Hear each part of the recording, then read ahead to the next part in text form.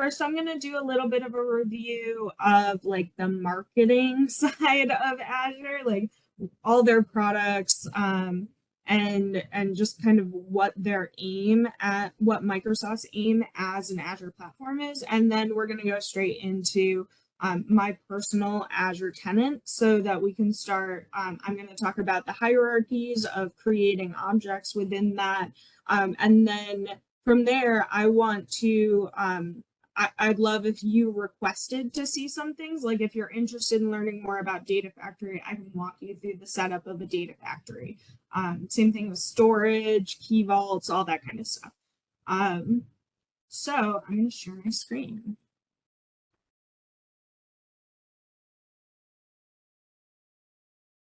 Cool. Okay, so Azure. This is the full service data platform that Microsoft offers. It is meant to be a one-stop shop. So Microsoft intends to keep you on their platform. They would prefer if you were always on Azure for all of your needs. They do AI, they do streaming, they have, as we mentioned, Data Factory and Synapse, which are Data Factory is an ETL tool. Synapse is both an ETL tool and a storage endpoint, so you can sync into a Synapse database. So they've really cornered the market on large scale data analytics and creating a cohesive data solution within an organization. They also have made it really user friendly. So for organizations that may not have as technical resources as they would like, so maybe they have someone who's dabbled in data and someone who's dabbled in AD and someone who's dabbled in building VMs and like the basics, they would be able to, through the documentation and through the point and click of the majority of these services, they would be able to set up a pretty robust data solution for their organization. So yes, I want to dive into some of these product categories. So we'll just go look at all of these. As you can see, there are a ton of products that are offered through Microsoft Azure for the Azure platform. So like AI machine learning, there's Databricks, which is fairly widely used. That's with Apache Spark, and so you can do some really intense analytics with that. Machine learning, their computer vision is becoming an option. VMs, you know, they're getting into even like speech recognition and translation. So AI has a lot of services. You can go into analytics services. You know, there's Data Factory. Data Explorer is similar to Data Factory, kind of. It's more like a database exploration tool. So similar to like your MySQL platform on your desktop or your SQL Server platform on your desktop, or I use dbeaver to access all of my database stuff. So like that platform for connection to any databases and explore the data in them just in Azure. And just a note there, that's not a transformation tool. That's really just for looking at the data. Synapse, Data Lake, Event Hubs, which is for streaming. Data Catalog is a data governance and stewardship tool that allows you to do cataloging, inventory of what solutions you have, what databases you have, creation of data dictionaries, and business glossaries. So that's a robust data governance tool that is in competition directly with the Informatica Axon in catalog. So Informatica has had a hold in this area for a fairly long time. They've been doing governance basically since the outset.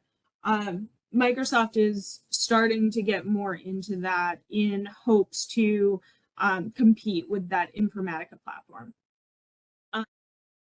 Power BI, we all know that one. Purview, and then for compute, they again are starting to do some of the on the edge stuff.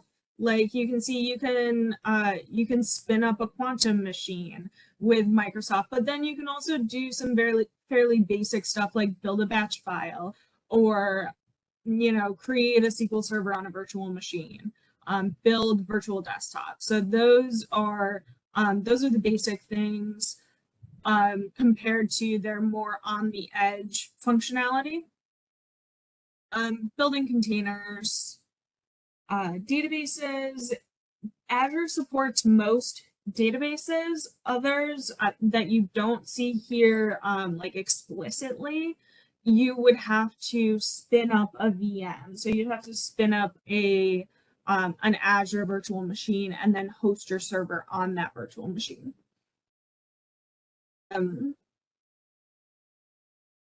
DevOps, pipelines, Visual Studio. I haven't used these more like CI/CD tools as much in Azure. I tend to use GitHub instead. So I run my platform through that after and as I use other pipeline tools. But this has starting to get more robust. DevOps, they've been building this out pretty significantly over the last couple of years. So there's a lot more capabilities in DevOps. One that has really been building out is this Azure Monitor. And this allows you to do full-scale auditing of your entire pipeline front to back, including cost auditing. So anything that's in the Azure platform, within the tenant, and I'll show you in a second, within the tenant, you have pretty basic billing and cost estimation tools and some visualizations and stuff. But with Azure Monitor, you can go end to end. You'll see all your logging in there. You'll see error rates. You can get notifications of errors, which is possible without Monitor, but a little bit more complicated. So this has been really a key for them as of late. We are only at here in the list to give you an idea of how many products Microsoft has in the Azure platform. So I won't spend too much more time on this. Active Directory, so Azure Active Directory, same as basic AD, does connect to a lot of single sign-ons for a ton of different tools. I use it for Snowflake a lot. So if you integrate directly with Snowflake, you can use your AAD to set up your roles and groupings based on your Active Directory and not have to do that manually in Snowflake or through like a table security system.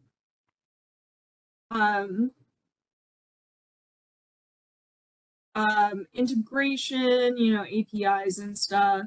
Their IoT has started to get pretty expansive. So, Event Grid, Edge, all of that kind of fun stuff. Management and governance. We're starting to get into the, not as widely used, I think, for most organizations.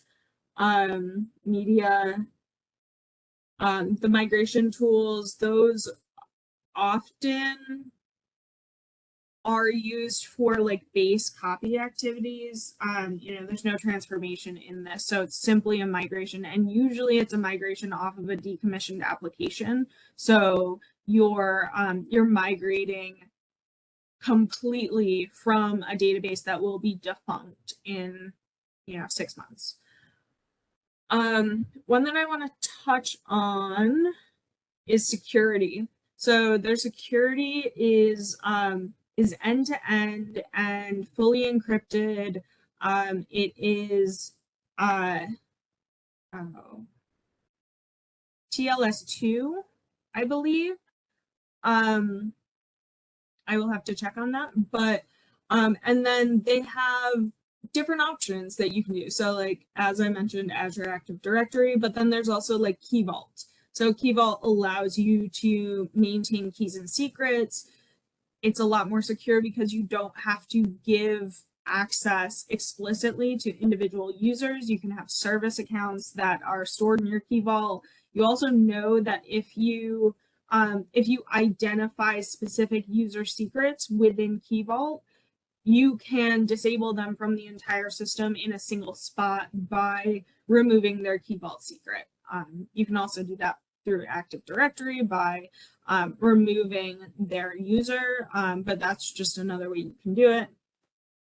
VPN gateway, always a good, you know, a good base security level for most organizations, just to have a VPN gateway.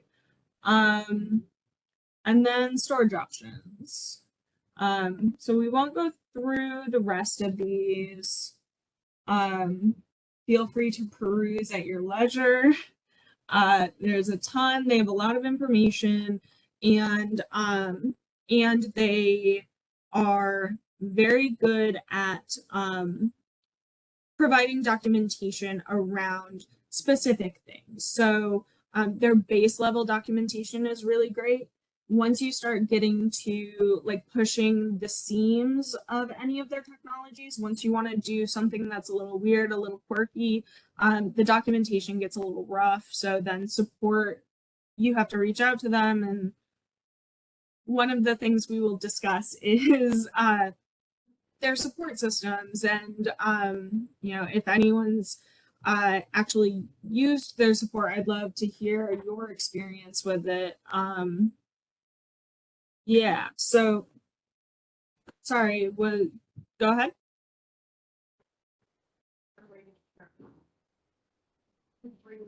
Okay.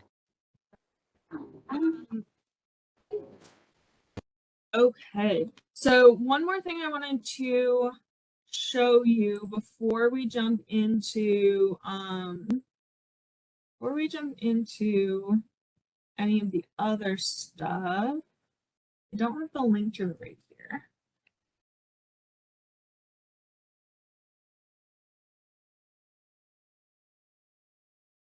So another thing that's, you know, pervasive within Microsoft is they seem to love their certifications. They want everyone to be certified in a Microsoft product, because if you're certified in Microsoft, you're likely to lean towards Microsoft when you go to build a solution.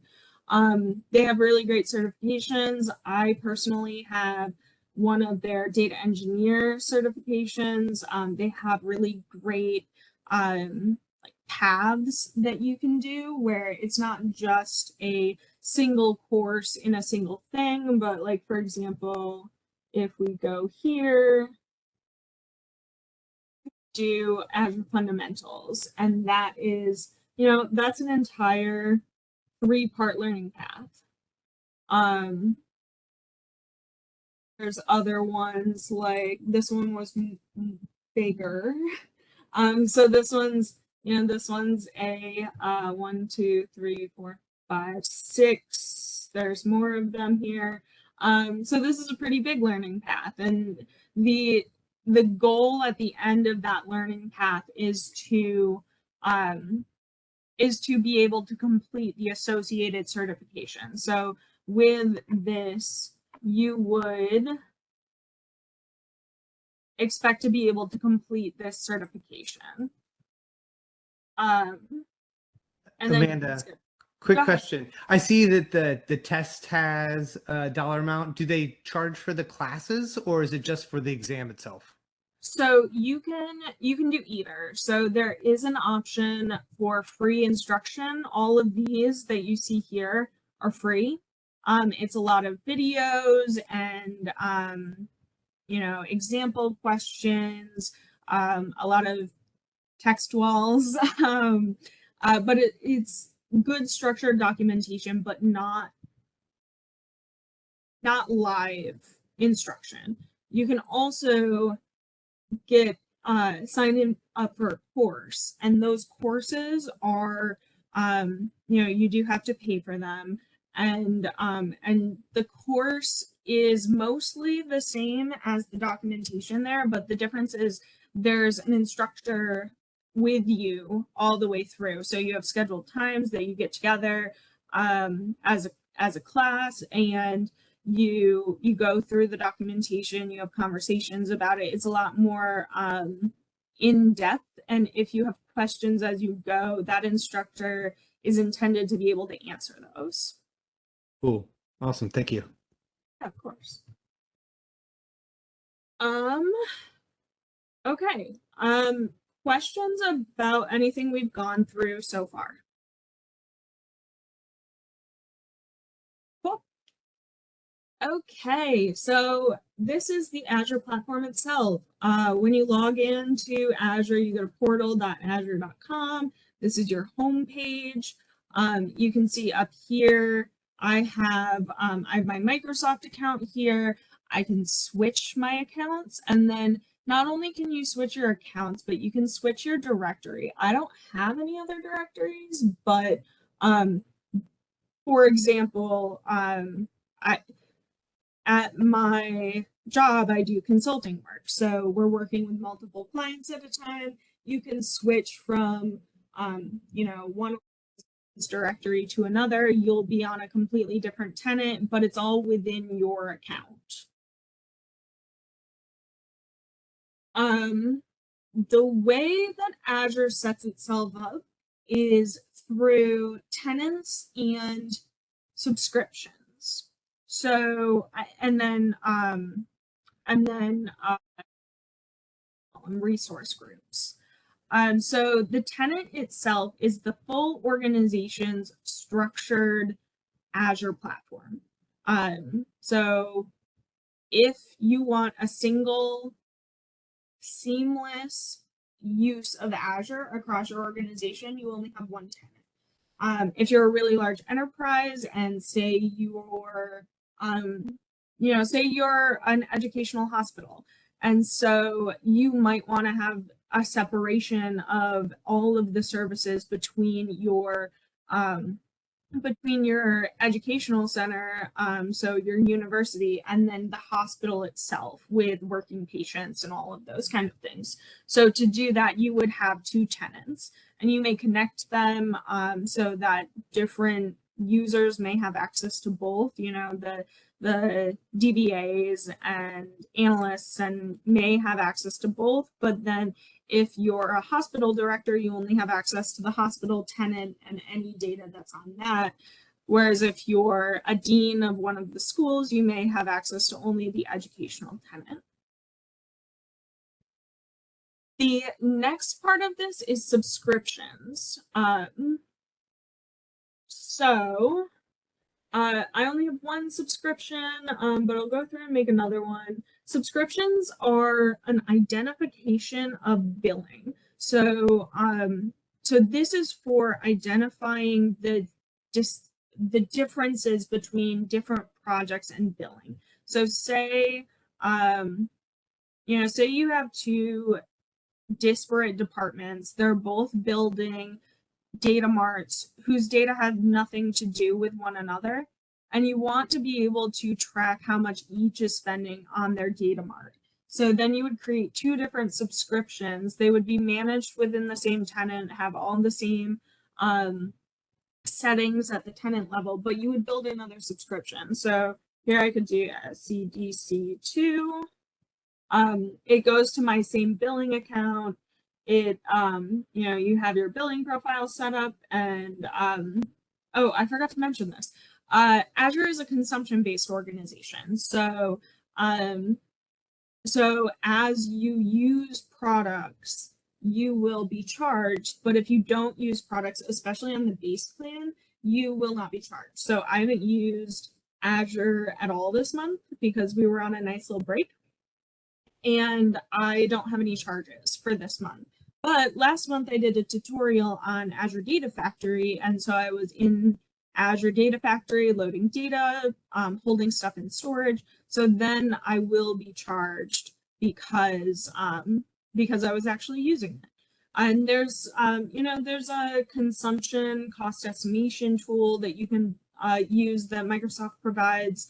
For the most part, it's really like based on your organization.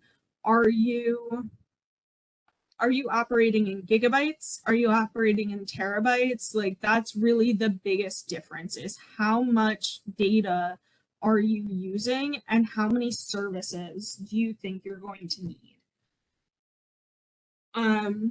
Okay, yeah, so these are the basics. I renamed my thing. Your subscription name has to be unique across your tenant. Um, change some other stuff around, like your directories. As I mentioned, you can switch between organizations. So say that I want to switch to a client directory and build this subscription there. I can do that here. And then the subscription owner, you can set budgets, which is really interesting, especially as you start to see a stabling out of data usage. Especially when organizations are first building their solution, there's a huge difference in what they may use for development versus what's going to be used for daily usage by end users. So what I've seen clients do is for the development and testing period, they don't have a budget, nothing's set. But for the remainder of the usage, once you're set in production, at least for the production environment, they will set a budget. And so that sends alerts. You can even cause it to stop any production. So like processing if someone has a pipeline running an ADF that's triggered every minute, that pipeline would just stop. It would fail. And the reason would be that you've set this budget. Everything in Azure you can put tags on. Tags are nice because you can search them. I don't use them in my personal one because I'm lazy and my tenant is small. And then finally, when you go through the creation of anything within Azure, you will be asked to review and create. So your review is here, and then Azure itself passes a validation for you. So you have to actually pass this validation. With subscriptions. It's a lot shorter, but with things like the build of a data factory or the build of storage or key vaults, the validation can be a little bit more complex. So here we can go and create that. Any questions so far?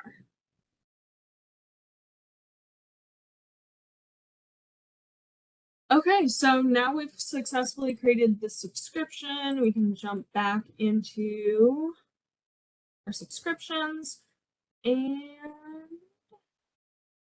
we should be seeing two.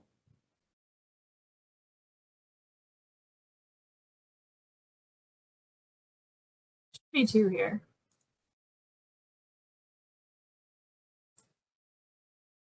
It does take a little while to actually show up, so we'll just let that be for now. Okay, so that's creating a subscription. The other base piece of Azure that you need to set up, no matter what service you're going to use, is a resource group. So if you go here to create a resource, I'll look for a resource group. And what this does is it instead of billing, this is processing. So if you have a resource group that has, I have ones for different schemas within my databases. So the schemas are not impacting any other schemas processing. They're all running on different integration runtimes. So it always wants your subscription. Oh, there it is. Now we have 2 subscriptions, so I'll build this resource group SCDC test 2.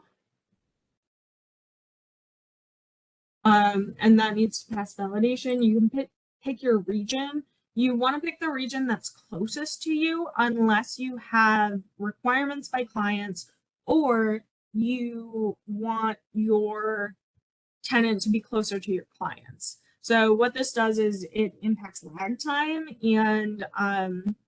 and could impact uptime. And you can do some research on seeing, which of these data centers is like all the details of them. Some of them are in really hot places, and so sometimes they overheat, and so you might be down for 20 minutes. So if you want specific uptime, you want to do some research. All the ones in the US and most of Europe are good. The other ones, just do research on them to make sure that they are, their uptime is what you need, and they're closest to the organization that you're going to be building your subscription and tenant on. So we're in East. There's 2 Easts, East US and East 2. East US is the data center that's in Massachusetts. I don't know if anyone remembers about 8 years ago when everyone couldn't log into Netflix or Amazon or any of their streaming services, Twitter, Instagram for about a day and a half. That was that data center in Massachusetts. It something happened and it was down for 2 days, and everyone was very mad because very large organizations use that data center. The other one I believe is in North Carolina, so it's really just a differentiation between Northeast and Southeast. Yeah, so I think it's due to a capacity issue, so it allows you to pick the one that's closest to you, and it splits the East Coast into requirements from the Northeast versus requirements from the Southeast. Again, you can add tags here, and then finally review and create. Once your validation is created, then you can build your resource group. So now we're in our new resource group, SCDC Test 2. We can do a couple things here. So this is the home base of your resource group. There's some details up here, your subscription ID, which you need for building API keys occasionally, or sometimes with Key Vault you need your subscription ID to build secrets and stuff. So so this is important to have. It tells you how many deployments you have and what they are. You can see all your activity. We have none, so I'm actually going to jump this over to our other resource group.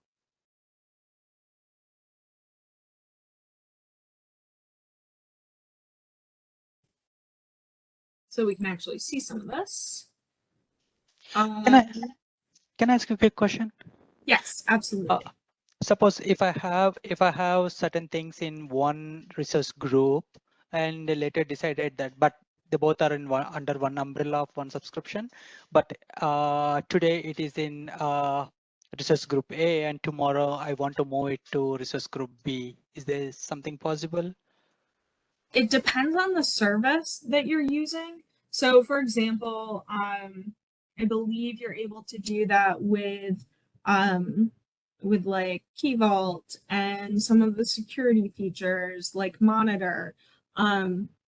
Other features and services you cannot. So for example, Azure Data Factory cannot migrate not only between resource groups, but cannot migrate to a new data factory. So if you have built an Azure Data Factory, The only way to migrate it to another data factory is to put it in source control and then download it back into the next data factory. You can't just implicitly copy it or move it. Thank you. Of course. Okay, so yeah, apparently I haven't used this in a while because my activity log is still nothing. But then you can go into access control. You can see role assignments. These are all inherited from the subscription. So the way that role assignments work in Azure is inheritance. So if you are an owner on a subscription, you will have owner rights and admin rights on all of the services under that subscription, unless explicitly removed by the creator of that service. Same thing as you go down. So like resource groups, you inherit that. If you have like a key vault that's inherited from your resource group, you probably want to go in and change who has access to that. So you might change that from inherently inherited to requiring explicit role creation. So yeah. So this is where you create roles. You can add users here. You can like go to this person and see all of their sign-ins and different data about that profile. You can jump to roles. You can identify and define roles here. So this is how you create a new user. If I want to create an owner of this, I can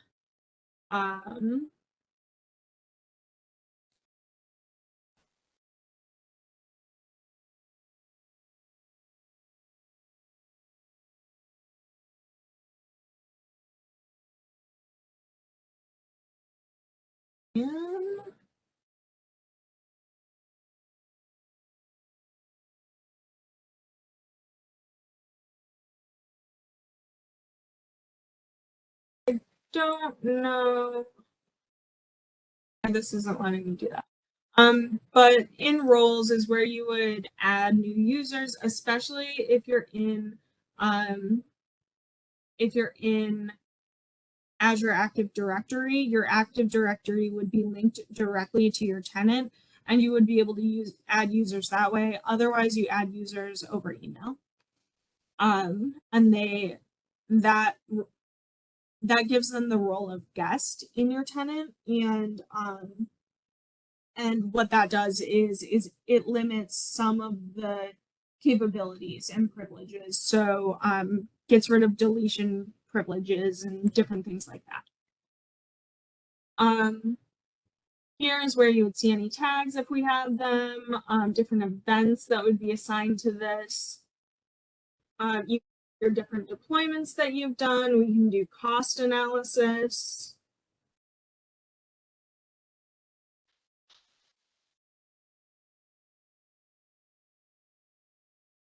If we go to last month. Yeah. Okay, so I did a couple of things last month, and so within our resource group SCDC demo, you can see, this tells me how much cost I had last month, what the breakdown of that cost was, and then you can change your filters and stuff. So as I mentioned before, this is a fairly basic look into cost analysis and monitoring of your tenant. The service Azure Monitor allows you to do much more with all of this. Yeah, so there's a lot of stuff you can do in here. You can yeah, you can create things right here. So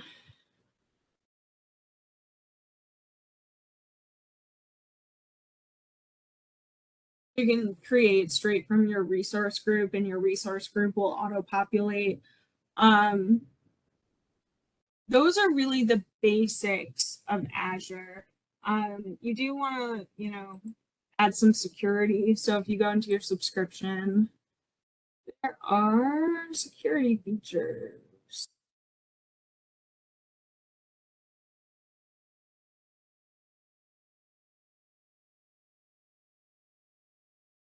So one of the things they've been pushing is Defender for Cloud.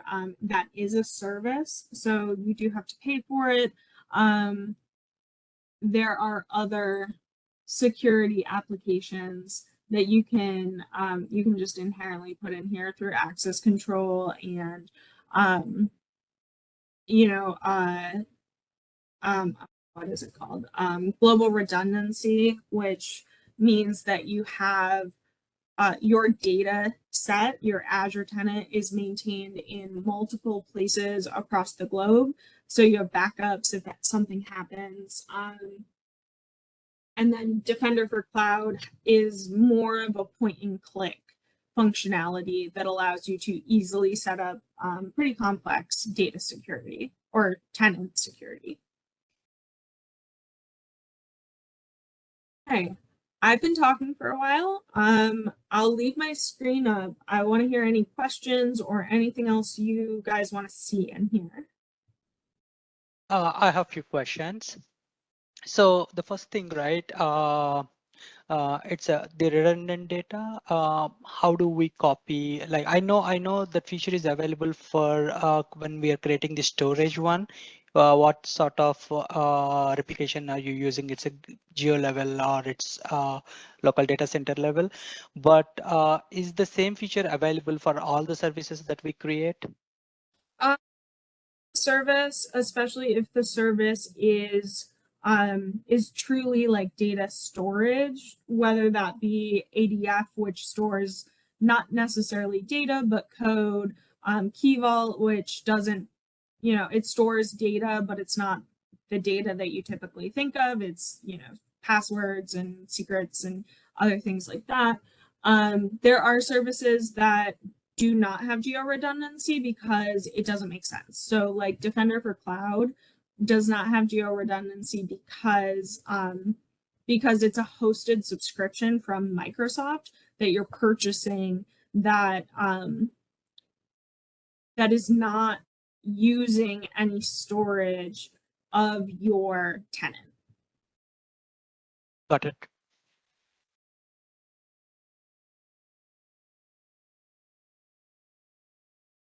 What else? So I've always been interested in the data lake, but I have yet to hear someone use it in a way that's like, hey, like I've worked with just database systems, but I wasn't sure if you had experience with that and how it's been used and whether it was a good experience or not. So I haven't used it because I often defer to Snowflake as Okay. my data lake. However, I've heard some good things about it. It's more used as very much as that lake functionality. So it's an intermediary point between your raw data and your like analytics layers. So what you're pushing out to your end users. So you might have, not necessarily your first raw data, but you might have an ADF pipeline that goes into the data lake. You do a bunch of transformation in your data lake, and then you output to Synapse where you'll do all your analytics. Okay, that makes sense. I just haven't worked at a place where they've had that kind of style of data of where they've worked it in that way. So, all right. Yeah. Um, yeah, and I will say, Azure is very good at the things that it does most of the time, but some of the things seem to be touted as being able to be used for things that they're not, or they're not necessarily the best at.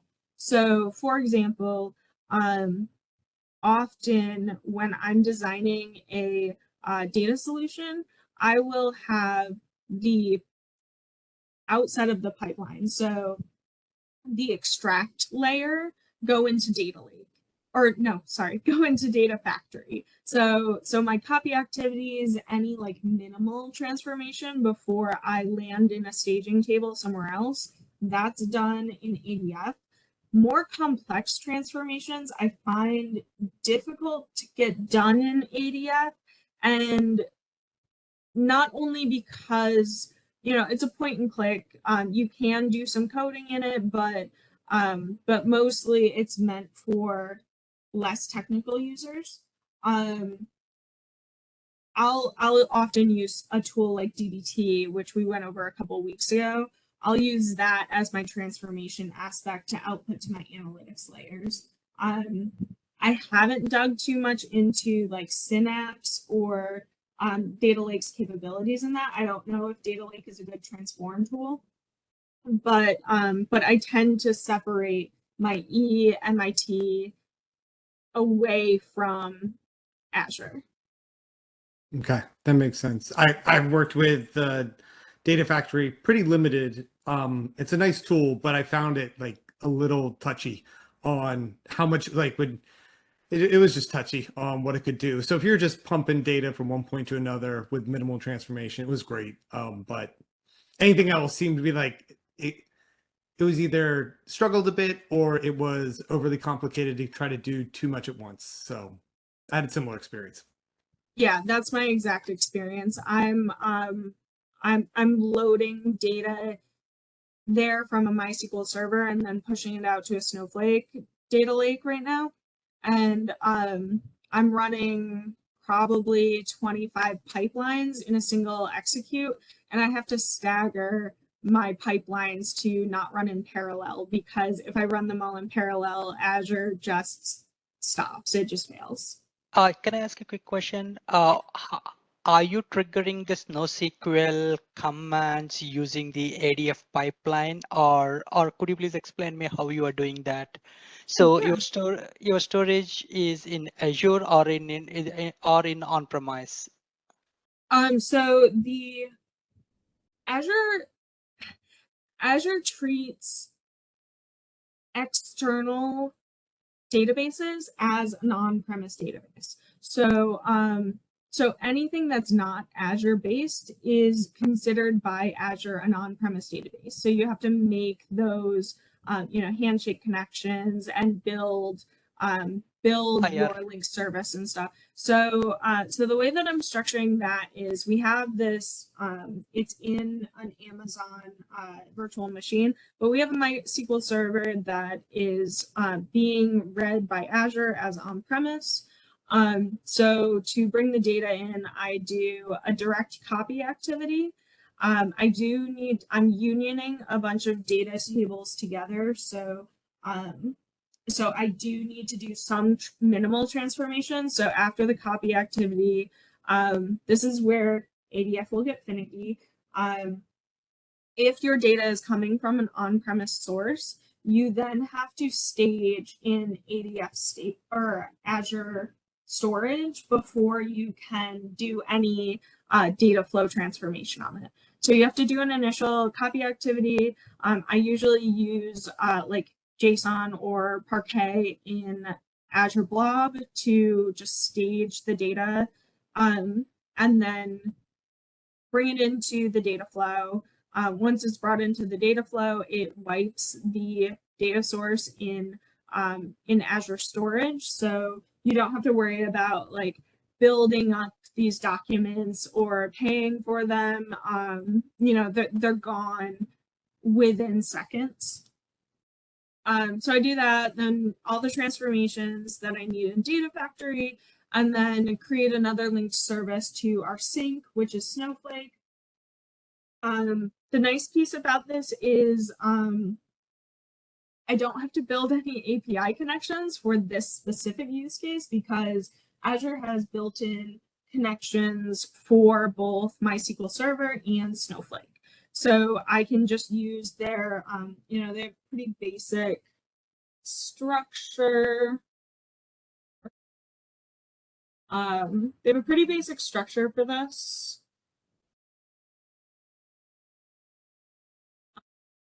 So if you're in Data Factory, and we went over some of this, so if you want to get deep into it, we have a video up on our YouTube from early August that goes through ADF more detail.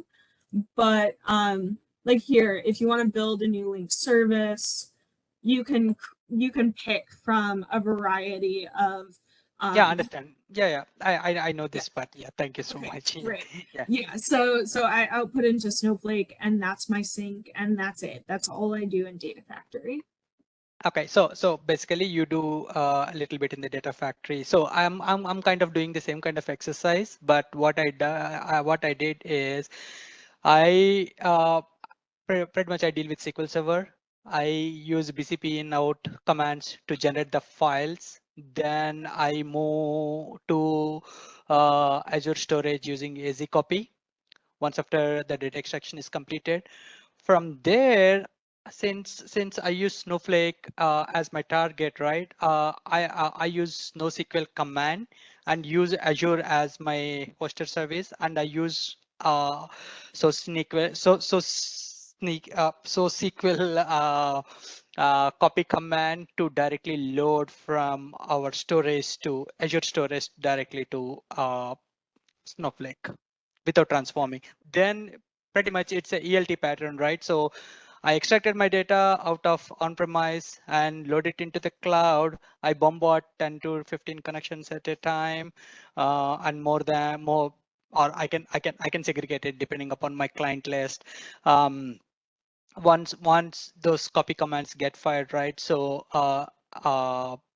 pretty much so NoSQL copy commands to load it into uh, my staging area in this NoSQL, and from there I can do whatever I know I need to do transformations, because it supports all kind of things right in the database layer. Yeah. Just I want to understand the pattern. So thank you so much for explaining. Yeah, of course. I will say I'm also I also tend to be biased towards an ELTL production pipeline these days as opposed to an ELT, because that allows you to have your staging layer that is that raw data. So you know if you have an issue in your staging layer, you're going to have an issue in your analytics layer. But you have that staging layer and it stays, and then you do your transformations. That staging layer is just copied, and then you do your transformations into your audit, which it sounds like that's what you're doing, which is great. Thank you. Other questions?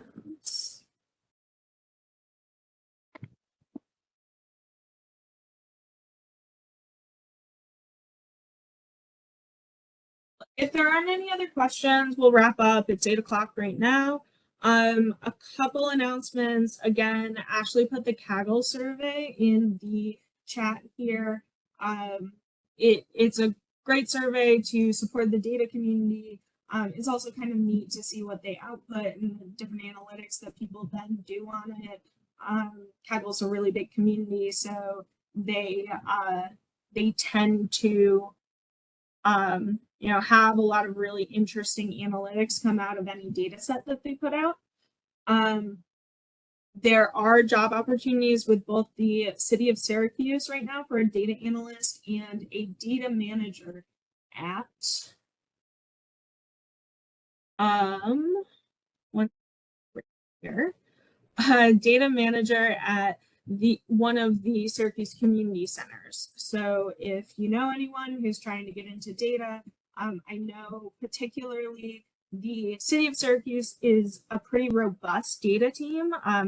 They're part of the Bloomberg Innovation Program, but they do also tend to lean towards applicants that are trying to get into the field. So if you know anyone trying to get into the field, reach out. We'll send those job postings over to you. I am planning on doing 2 more tool demonstrations. And then Ashley is maybe gonna do some data set walkthroughs.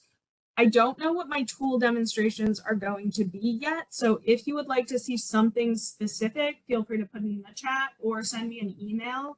I'll put my email right here. You can also find me on LinkedIn through our Salt City Data LinkedIn.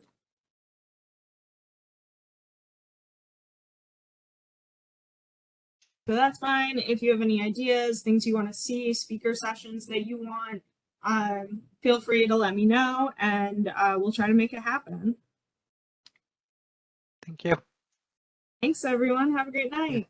Thank you. Everyone, bye. Bye.